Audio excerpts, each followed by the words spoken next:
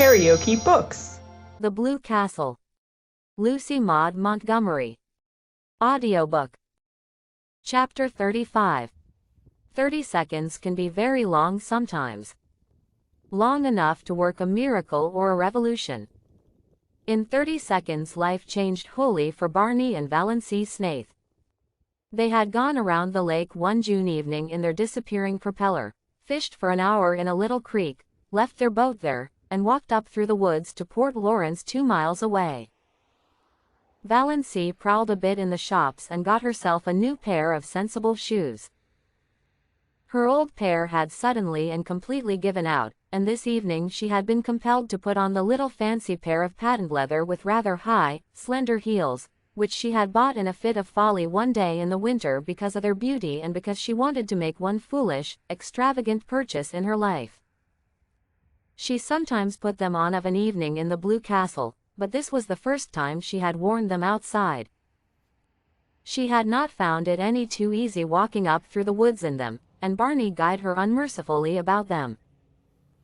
But in spite of the inconvenience, Valency secretly rather liked the look of her trim ankles and high instep above those pretty, foolish shoes and did not change them in the shop as she might have done. The sun was hanging low above the pines when they left Port Lawrence.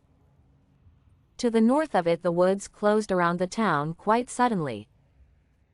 Valency always had a sense of stepping from one world to another, from reality to fairyland, when she went out of Port Lawrence and in a twinkling found it shut off behind her by the armies of the pines.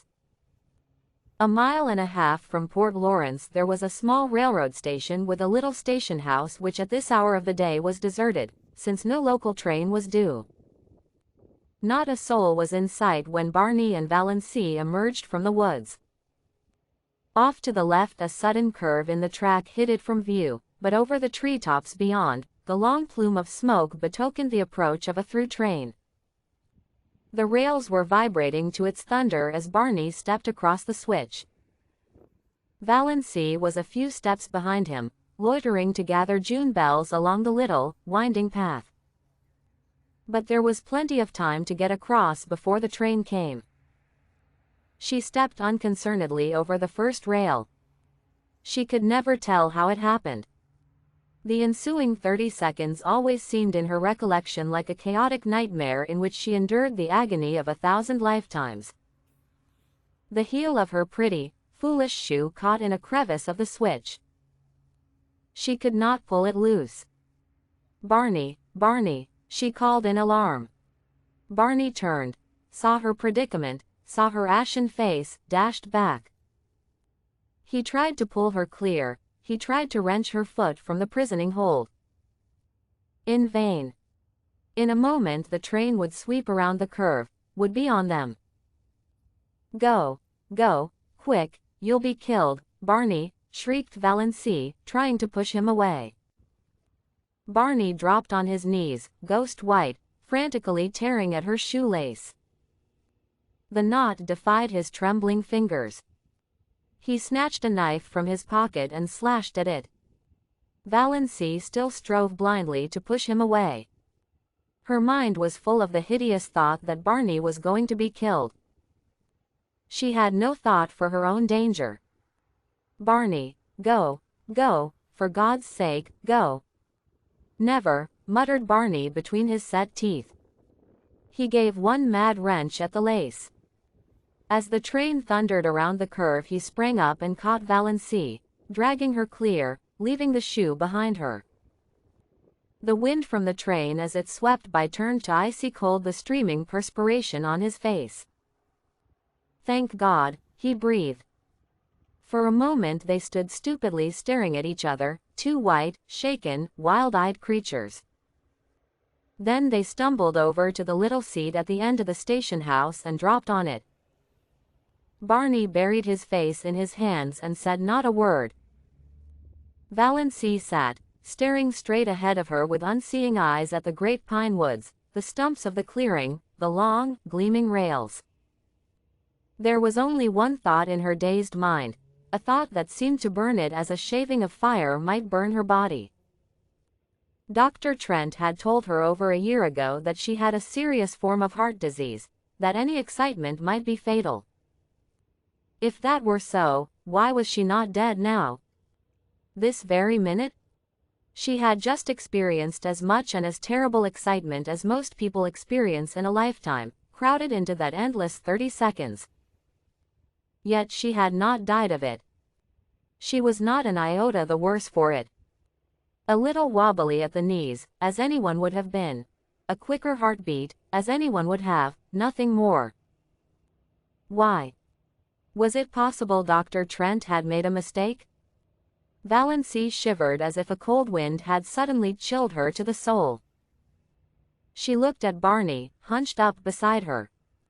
His silence was very eloquent. Had the same thought occurred to him? Did he suddenly find himself confronted by the appalling suspicion that he was married, not for a few months or a year, but for good and all to a woman he did not love and who had foisted herself upon him by some trick or lie? Valency turned sick before the horror of it. It could not be. It would be too cruel, too devilish. Dr. Trent couldn't have made a mistake. Impossible. He was one of the best heart specialists in Ontario. She was foolish, unnerved by the recent horror. She remembered some of the hideous spasms of pain she had had. There must be something serious the matter with her heart to account for them. But she had not had any for nearly 3 months.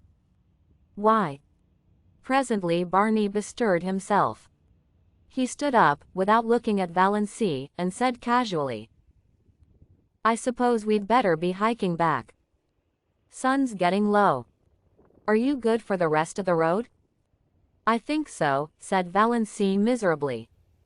Barney went across the clearing and picked up the parcel he had dropped, the parcel containing her new shoes. He brought it to her and let her take out the shoes and put them on without any assistance, while he stood with his back to her and looked out over the pines. They walked in silence down the shadowy trail to the lake. In silence Barney steered his boat into the sunset miracle that was Mistawis.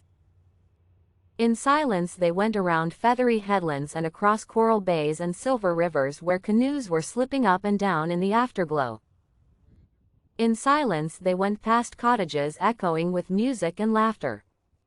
In silence drew up at the landing place below the blue castle. Valency went up the rock steps and into the house. She dropped miserably on the first chair she came to and sat there staring through the oriel, oblivious of Goodluck's frantic purrs of joy and Banjo's savage glares of protest at her occupancy of his chair. Barney came in a few minutes later. He did not come near her, but he stood behind her and asked gently if she felt any the worse for her experience. Valency would have given her year of happiness to have been able honestly to answer, yes.